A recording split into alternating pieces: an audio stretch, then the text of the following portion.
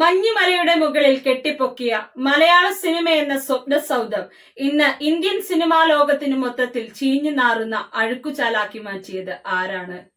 ഇടതുപക്ഷത്തെ നെഞ്ചിലേറ്റിയ ചലച്ചിത്ര academy chairman രഞ്ജിത്തും ഇടതുപക്ഷ MLA മുകേഷിനുമെതിരെ ഇരകൾ ആരോപണം ഉന്നയിക്കുമ്പോൾ ചലച്ചിത്ര അക്കാദമി ചെയർമാൻ മാത്രം രാജിവെച്ച് അഗ്നിശുദ്ധി വരുത്തി നിരപരാധിത്വം തെളിയിച്ചാൽ മതിയോ?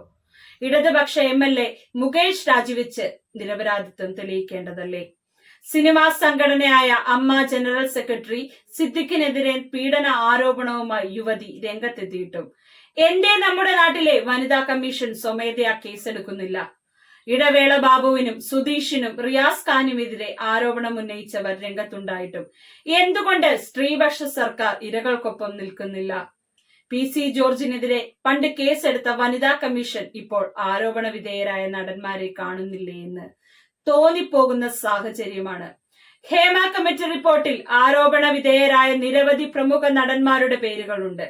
ഇവരെല്ലാവരും CPM അനുകൂലികളുമാണ്.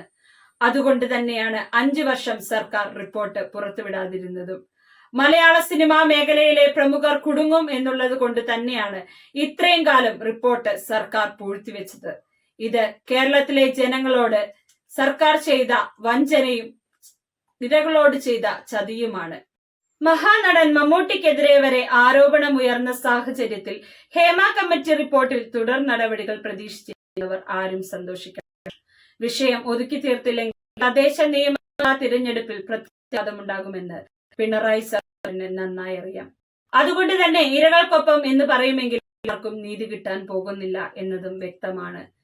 ഉത്തരേന്ത്യയിൽ സ്ത്രീകളോ ദളിത് വിഭാഗങ്ങളോ ഇരകളാക്കപ്പെടുമ്പോൾ വാതുറക്കുന്ന സാംസ്കാരിക നായകർ സിനിമാ മേഖലയിൽ ഇരകളാക്കപ്പെടുന്ന സ്ത്രീകളെ കാണുന്നില്ല. ഹേമ കമ്മിറ്റി റിപ്പോർട്ട് പുറത്തു വന്നില്ലായിരുന്നെങ്കിൽ സംഘപരിവാർ ഭരണകൂട ഭീകര ആരോപിച്ചിരുന്നെങ്കിലും ബംഗാളിൽ മരണപ്പെട്ട ഡോക്ടർക്ക് ഇവിടെ അനുസ്മരണങ്ങൾ സംഘടിപ്പിക്കാമായിരുന്നു.